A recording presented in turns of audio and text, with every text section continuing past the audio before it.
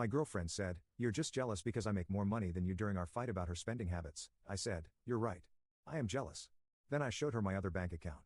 The balance made her realize. 28 male, guess I should have seen this coming when Vanessa started keeping a spreadsheet of our dinner bills to make sure I was contributing fairly, despite her making double my salary. We'd been together for 2 years, living together for the last 8 months in her downtown condo. The arrangement made sense at the time. She owned the place, I paid her $800 a month, which was way below market rate, and she constantly reminded me how generous she was being. He'd be paying twice that for a studio in this area, she'd say whenever we argued about literally anything. Vanessa, 29, worked in pharmaceutical sales, made around $120,000 plus bonuses. Me? I was pulling in $55,000 as a logistics coordinator for a small shipping company. Not glamorous, but steady work. She knew my salary because she'd literally asked to see my pay stubs before we moved in together, said she needed to assess the financial risk. Should have been red flag number 1, but I was deep in the feels back then.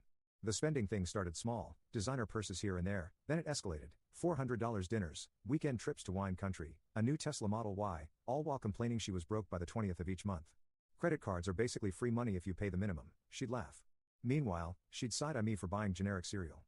Last Tuesday, it all came to a head. She had just dropped $3,200 on some luxury retreat in Sedona for her and her sister. I made the mistake of suggesting maybe she should slow down on the spending since she'd been complaining about her Amex bill. "Oh my god, seriously? You're giving me financial advice?" She actually laughed, "You make less than my quarterly bonus. You're just jealous because I make more money than you." "You're right," I said, completely calm. "I am jealous." She looked so smug. "At least you can admit it.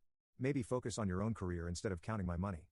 That's when I pulled out my phone and logged into my other account, the one I never mentioned, the one with $267,000 sitting pretty in index funds and ETFs. See, what Vanessa didn't know was that my grandfather had been a small-time landlord.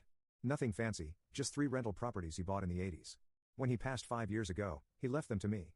I sold 2 of them and kept one as a rental. After taxes and setting aside money for property management, I'd cleared about $180,000 from the sales. The rental brought in $2,100 a month after expenses.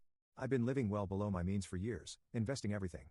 Her face went through about 12 different emotions as she stared at the screen. What is this?" "My investment account," I said simply. "And before you ask, yes, it's all legit.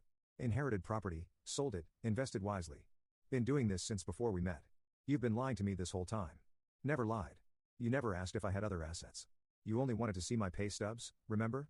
The entitlement kicked in immediately. "We're building a life together. You should have told me.